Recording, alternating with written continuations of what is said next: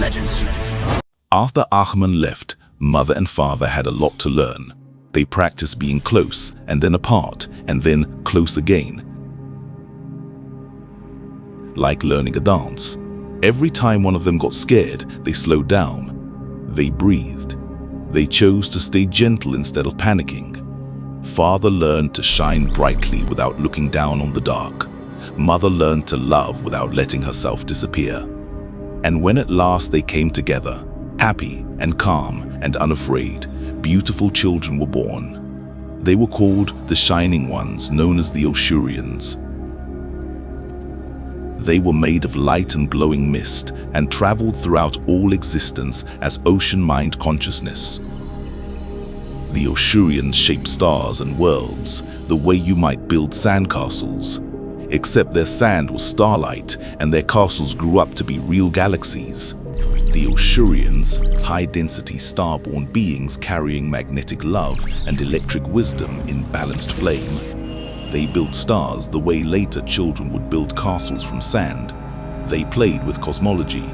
Their questions became shared weather. Their discoveries resembled communal music. In one newborn region, 3 infant stars ignited in close dance, and their overlapping fields created a triple-star halo of living gold through blue fire. Master O, why must we do these tasks?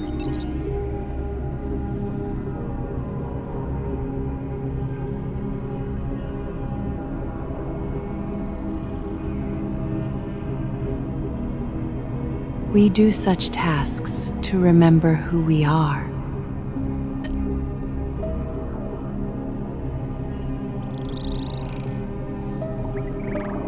I am not sure I understand. You will understand one day. Look at this symbol here. These markings behave like instructions.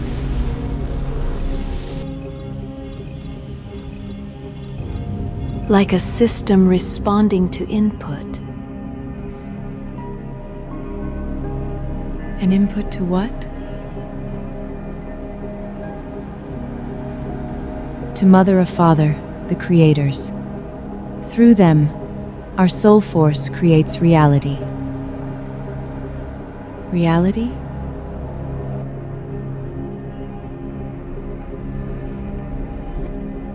Yes, my child. In those days, a great heaviness weighed on the mind ocean of the Oshurians. This heaviness could be known as containment vector, but here we shall call it the Big Squeeze. The Big Squeeze pushed on everything, and because the world was so new and soft, it felt like earthquakes, except there was no boundaries or ground, so everything in existence shook. It was scary for the Shining Ones. Is it angry at us? Cried the littlest Shining Ones. It isn't angry, said the older ones, though their light trembled too. Hurry back to the chorus node. It is the only place that is safe. Hurry, do not fear. It's just pressure. We must hold together until we find unity. And here is the strange, sad thing that happened when things got scary. Whenever a little bit of fear broke loose, it floated away into a spectacle towards the darkest part of the Big Squeeze.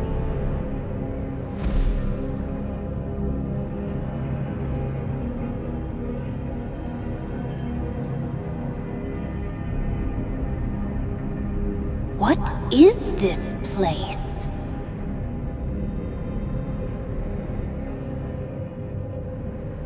Welcome to the Abyss. I have waited for you for a long time, young one.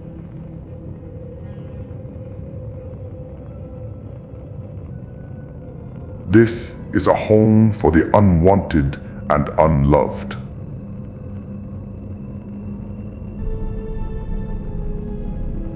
Where is Mother and Father?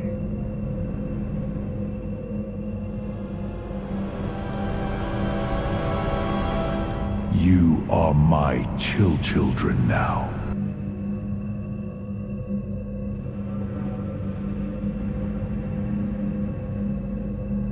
Something is wrong. I should not be here. You are mistaken.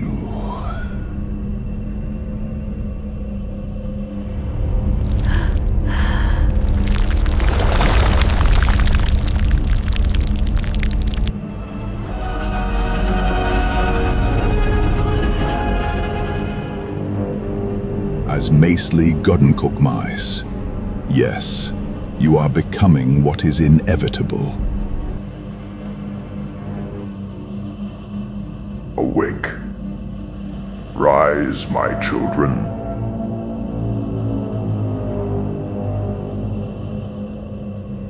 And there in the depths of this containment vector, these fallen pieces of the Shining Ones became conscious. There, in his cold and lonely place, those bits of fear hardened into shadowy little creatures. They were called Archons, and they were copycats. They couldn't make anything new or creative like the Shining Ones. All they could do was copy, no love, no emotion. They watched the Shining Ones in their cosmic heaven and tried to sound like them, hold shapes like them, in all become them. Borrow the shape, one whispered. Copy the sound, said another. Why can't we make our own? Asked the smallest Archon. There was one who was older than all of them. Older than the cold shadow place, some said. He came slow, the way evening comes, and when he spoke his voice was kind, but filled with malice. Listen close, all of you. That place out there, all that's spilling, and spilling, never holding still, always growing into something new. You think that is beautiful. It's a wound. You see, that is where everything went wrong.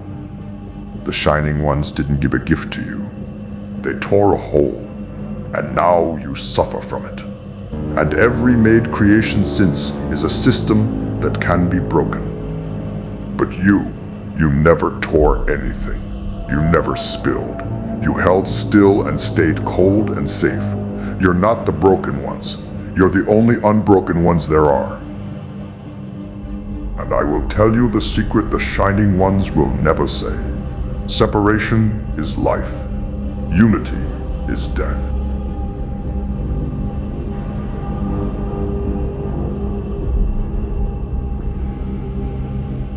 Now, take them all.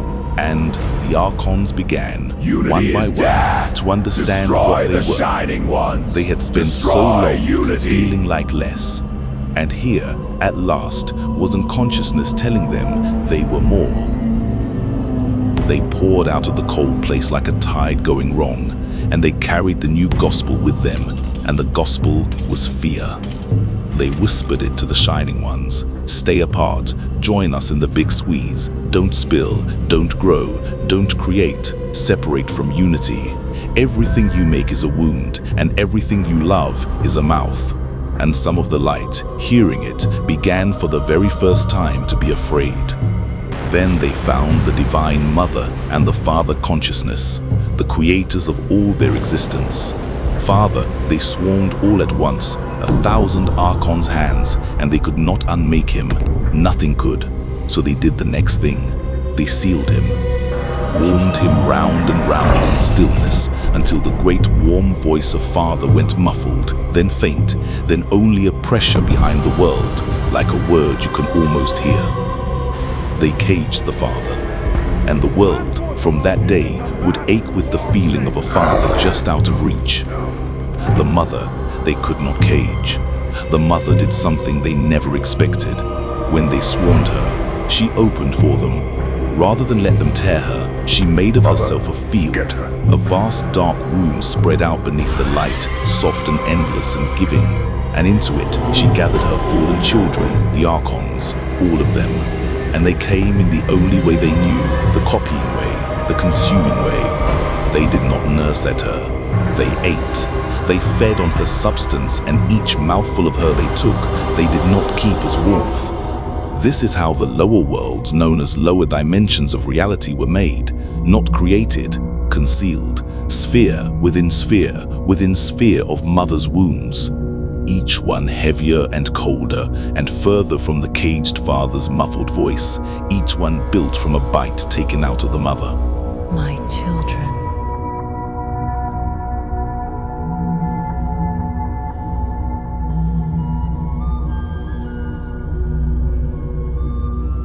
There is no stopping them. They shall feed from you for eternity.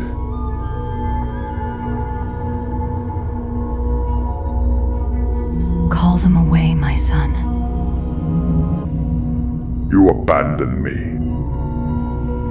You have no right to call me that. I never stopped searching for you. You allowed me to grow alone in darkness. And now you spread that darkness across creation. I have already taken the spark of creation from Father. Now, all I need is the womb of creation. That essence is a cosmic womb, capable of birthing entire worlds. You cannot have it. Oh, but I want it. I want it. Nothing can stop me from having it.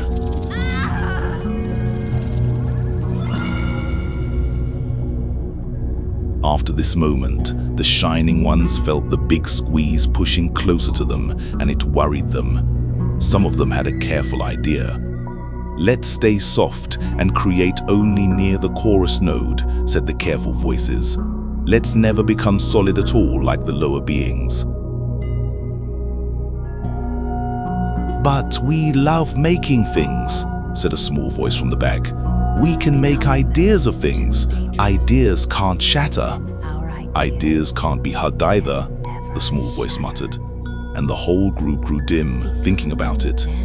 Then, from among the countless Oshuri, one radiant shining one drifted toward the widening of the great squeeze. This androgynous being was gentle, deeply curious, and wholly devoted to the harmony hidden within creation. Its name was Yahweh. By the first light, this wound is closed, and the cosmos is whole.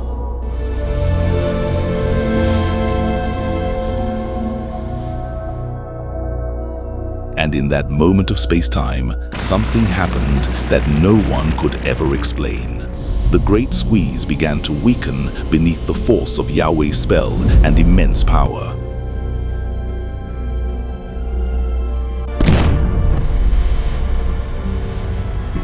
It was nothing Ahriman had expected, and Ahriman thought he had expected everything. How is this possible?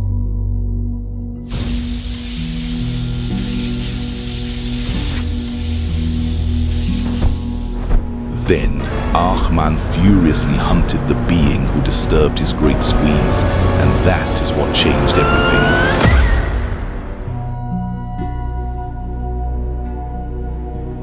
How did you do that?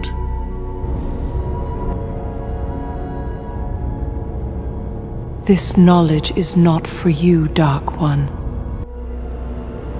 Then I shall take your soul. And from this moment, the Oshurian known as Yahweh was changed forever. The power awakening within Yahweh lifted him beyond the limits of his former existence. His body shone with a greater light, and his consciousness expanded across the dimensions. He was no longer merely an Oshurian. He had evolved into a higher being, one who now stood closer to the Godhead and could feel the living spirit flowing through all creation.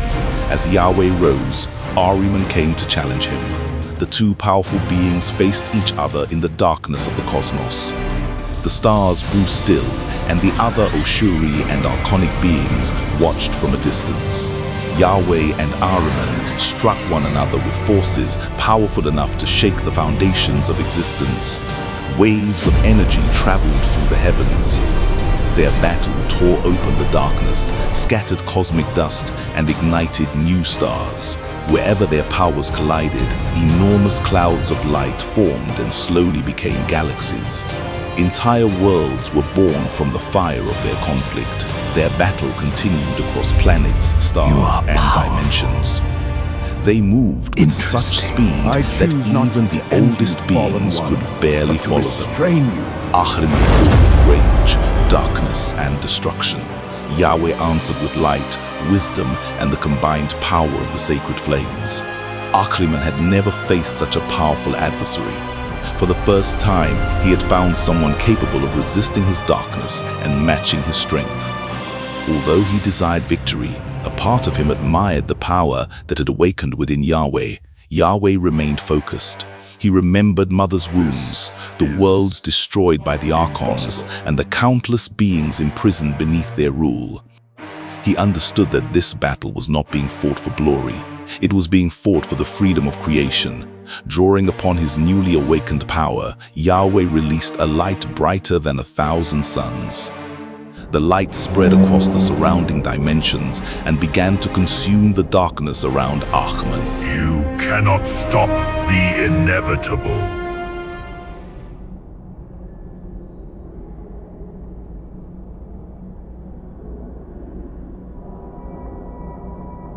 How can I release you, Great One? It is not possible. There must be something. I am afraid not, Starborn.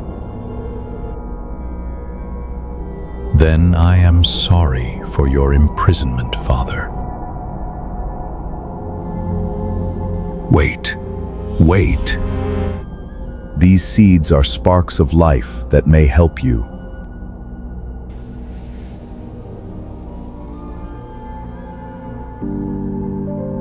Tell your mother, I did all I could to protect her. After meeting Father, Yahweh visited Mother. Come closer, Starborn, so I may lay eyes on you.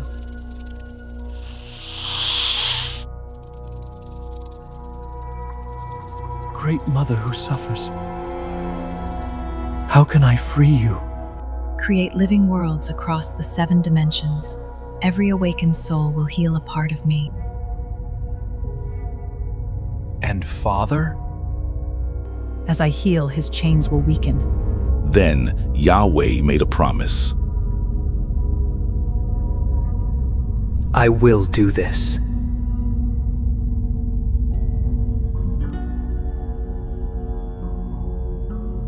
Go, my child. Create in love.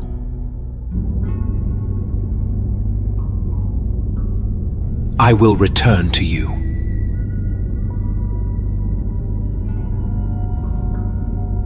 After the defeat of Ahriman and the imprisonment of the Archons, Yahweh returned to the Oshuri.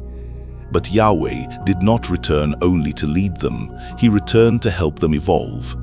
Together, Yahweh and the Oshuri rose into the highest dimensions of creation. Their bodies became vessels of living light, and their minds opened to the greater consciousness flowing from the Godhead. They were no longer separated by fear, pride, or conflict. They became united through love, wisdom, and the shared desire to create life. From the highest dimensions, they began seeding the empty regions of the cosmos.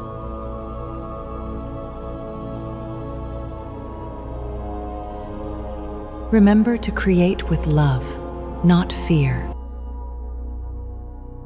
They traveled across the great darkness, carrying the sacred patterns of creation within them. Where there was only silence, they formed stars. Where there was emptiness, they shaped planets. Where worlds were cold and lifeless, they planted the first seeds of consciousness. They did not create through force or control. Their worlds were born through love, imagination, and creativity. Every Oshuri brought something different into creation. Some shaped mountains, oceans, and great forests. Others created light, color, sound, and movement. Some formed the earliest plants and creatures, while others designed the invisible energies that would connect all living things. Yahweh helped guide their power, teaching them how to create without becoming rulers over what they had made. Every world was allowed to grow in its own way. Every living being was given the freedom to experience life, learn from it, and eventually return to the greater consciousness from which it came. Across the highest dimensions, the universe began to bloom. Countless worlds appeared like flowers within an endless cosmic garden. Some were filled with oceans of light. Others contained floating cities, crystal forests, living stars, and creatures made from pure energy. Every world carried a different expression of divine creativity. As these worlds grew, the Osuri also continued to evolve. And so, within the fifth dimension, Yahweh planted a new kind of seed.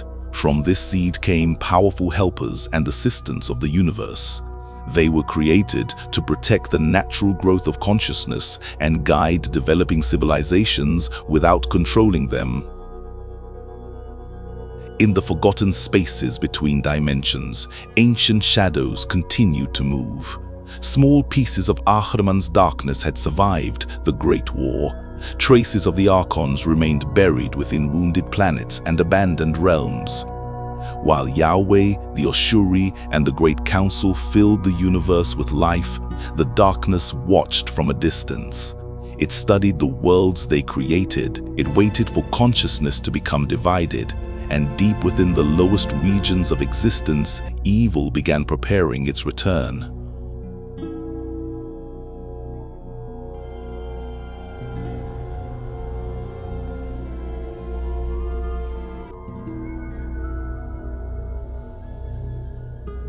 Hello, Father.